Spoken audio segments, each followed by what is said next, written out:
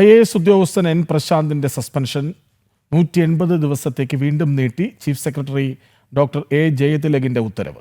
Criminal കുറ്റമോ അഴിമതി ആരോപണങ്ങളോ അല്ലാത്ത വിഷയങ്ങളിൽ സസ്പെൻഷൻ കാലാവധി 1 വർഷത്തിലധികം നീളാൻ പാടില്ല എന്ന അഖിലേന്ത്യാ സർവീസ് ചട്ടങ്ങൾ പറയുന്നു. സസ്പെൻഷൻ നീട്ടിയത് ചട്ടവിരുദ്ധമാണെന്ന് ആരോപണം. പ്രശാന്തിനെതിരെ അന്വേഷണം നടക്കുന്നതായി കേന്ദ്രത്തെ തെറ്റിദ്ധരിപ്പിച്ചതായും ആരോപണമുണ്ട്. നിലവിലെ സസ്പെൻഷൻ കാലാവധി തീരുന്നതിൻ്റെ കൃത്യം 1 ദിവസം മുൻപാണ് ചീഫ് സെക്രട്ടറി ഡോക്ടർ ജയതിലക് ഒപ്പിട്ട സസ്പെൻഷൻ നീട്ടിക്കൊണ്ടുള്ള ഉത്തരവിറക്കിയത്. വിവരങ്ങളുമായി ശാലിനി ഒപ്പം ചേരുന്നു. ശാലിനി, ചട്ടങ്ങൾ ലംഘിച്ചു, തെറ്റിദ്ധരിപ്പിച്ചു അല്ലേ?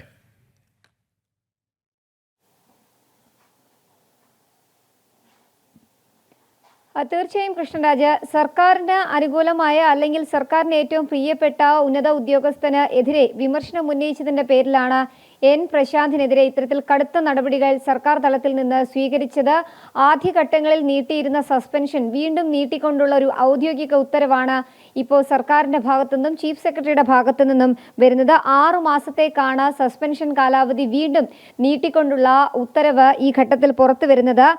അതുമാത്രമല്ല, 1 വർഷമാണ് സംസ്ഥാന സർക്കാരിന് ഈ സസ്പെൻഷൻ കാലാവധി നീട്ടാനുള്ള ചട്ടമുള്ളത്. ആ ചട്ടങ്ങളൊക്കെ തന്നെ തെറ്റിദ്ധരിപ്പിച്ചുകൊണ്ട് അല്ലെങ്കിൽ ആ ചട്ടങ്ങൾ തെറ്റിച്ചുകൊണ്ടാണ് ഇത്തരത്തിലൊരു നടപടി ഇപ്പോൾ ഉണ്ടായിട്ടുള്ളത് എന്നുള്ളൊരു ആരോപണം കൂടി ഉയരുകയും ചെയ്യുന്നുണ്ട്. അത് മാത്രമല്ല, വകുപ്പ് തല അന്വേഷണം വീണ്ടും പുതിയൊരു അന്വേഷണം N പ്രശാന്തിനെതിരെ നടക്കുന്നുണ്ട് എന്ന് സംസ്ഥാന സർക്കാർ കേന്ദ്രത്തെ അറിയിക്കുകയായിരുന്നു.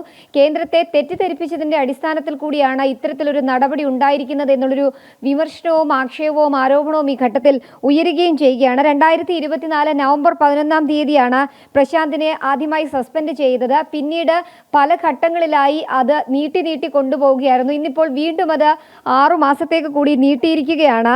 കൂടാതെ തന്നെ ഈ സംഭവത്തിൽ മുൻ മുതിർന്ന ഉദ്യോഗസ്ഥനായിട്ടുള്ള A ജയതിലകിനെതിരെ ഇത്തരത്തിലൊരു പരാമർശം നടത്തിയതും വിമർശനം ഉന്നയിച്ചതുമായി ബന്ധപ്പെട്ട് അന്ന് K ഗോപാലകൃഷ്ണനെ കൂടി സസ്പെൻഡ് ചെയ്തിരുന്നു. പക്ഷേ K ഗോപാലകൃഷ്ണന്റെ സസ്പെൻഷൻ കാലാവധി പിന്നീട് പിൻവലിക്കുന്ന ഒരു നടപടി സർക്കാർ തലത്തിൽ നിന്ന് സ്വീകരിക്കുകയും ചെയ്തത്. പക്ഷേ N പ്രശാന്തിനെ അന്ന് അക്കാര്യത്തിൽ പരിഗണിച്ചിരുന്നില്ല.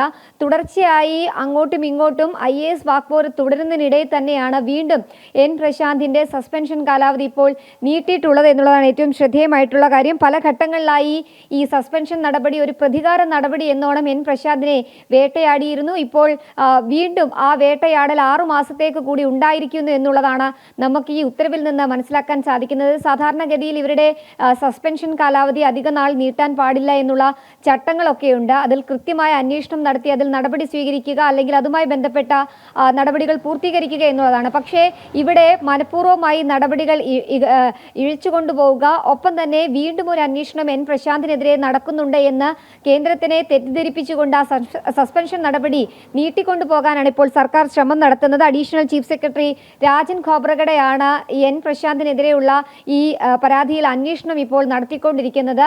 ആ അന്വേഷണം എങ്ങും എത്താത്ത സ്ഥിതിയിൽ തന്നെയാണ് ഇപ്പോൾ സസ്പെൻഷൻ കാലാവധി നീട്ടിക്കൊണ്ടുപോകുന്നത് എന്നുള്ളതാണ് ഏറ്റവും ശ്രദ്ധേയമായിട്ടുള്ള കാര്യം. എന്തായാലും ചീഫ് സെക്രട്ടറി അടക്കമുള്ളവരെ സംരക്ഷിക്കുന്ന നടപടി, ഒപ്പം തന്നെ ഇഷ്ടക്കാരെ സംരക്ഷിക്കുന്ന നടപടി ഒരു ഭാഗത്ത് സർക്കാർ സ്വീകരിക്കുക, മറുഭാഗത്ത് വിമർശനം ഉന്നയിക്കുന്നവർക്ക് നേരെ കടുത്ത നടപടി സ്വീകരിക്കുന്നതിന്റെ ഭാഗമായിട്ട് കൂടിയാണ് ഈ പ്രതികാര നടപടിയുടെ ഭാഗമായിട്ടുള്ള സസ്പെൻഷൻ നീട്ടൽ എന്നുള്ളതാണ് ആരോപണവും ആക്ഷേപവുമായി വിമർശനവുമായി ഉന്നയിക്കപ്പെടുന്നത്. എന്തായാലും 6 മാസത്തേക്ക് കൂടി സസ്പെൻഷൻ നീട്ടിക്കൊണ്ടുള്ള ഔദ്യോഗിക ഉത്തരവ് N പ്രശാന്തിനെതിരെ ഇപ്പോൾ സർക്കാർ തലത്തിൽ നിന്നും വന്നിരിക്കുകയാണ്. എന്തായാലും വരും ദിവസങ്ങളിൽ കൂടുതൽ പ്രതികരണം ഇക്കാര്യത്തിൽ N പ്രശാന്തിന്റെ ഭാഗത്തുനിന്ന് ഉണ്ടാകുമെന്നുള്ളതിൽ ഉദ്യോഗസ്ഥൻ N പ്രശാന്തിന്റെ സസ്പെൻഷൻ 180 ദിവസത്തേക്ക് വീണ്ടും നീട്ടി chief secretary doctor A Jayathilak ഉത്തരവിറക്കി.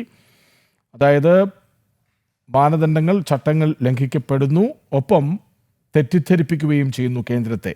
വിവരങ്ങൾ നൽകുകയായിരുന്നു ശാലിനി.